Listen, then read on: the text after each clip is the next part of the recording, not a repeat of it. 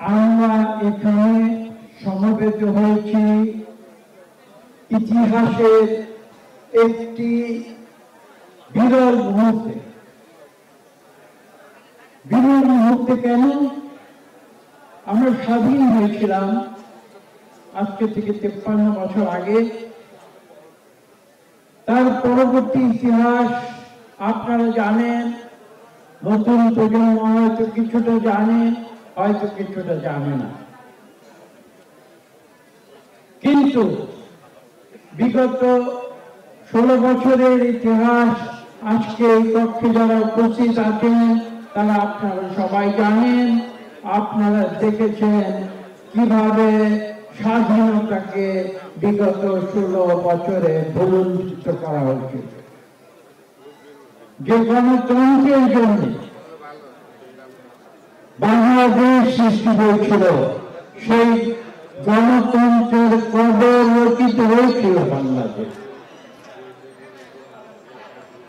আজকে যে কথাটি আপনাদের উদ্দেশ্যে বলতে এসেছি, প্রথম কথা, আজকে এখানে দাঁড়িয়ে আমরা স্বাধীনতা উদযাপন করতে এসেছি, বিজয়ের কথা বলতে এসেছি।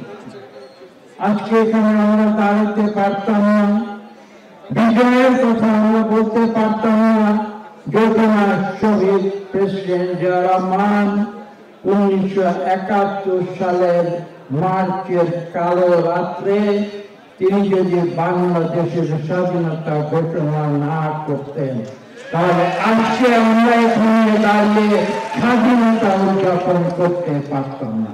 এটা হচ্ছে আমার প্রথম।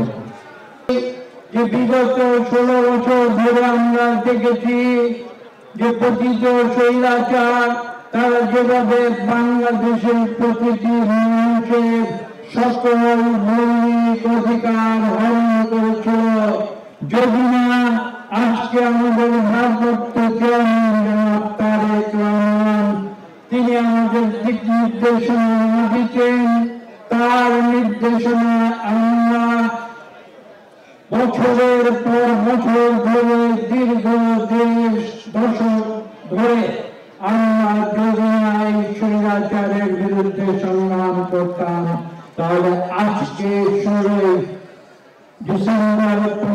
ডিসেম্বর আজকে আমরা এখানে স্বাধীনতা উদযাপন করতে আসতে পারতাম।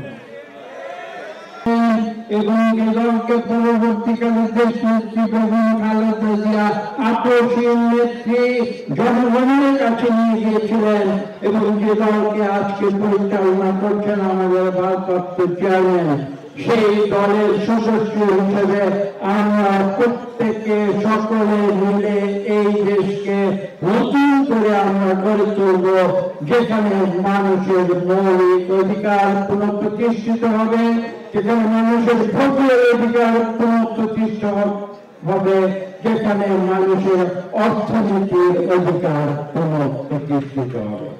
আসুন আজকে আমরা এই বিজয়ের দিনে আমরা এই শপথ গ্রহণ করি, যতদিন না সেই অধিকার আমাদের অর্জিত হবে ততদিন আমরা রাজপথ ছেড়ে যাব না।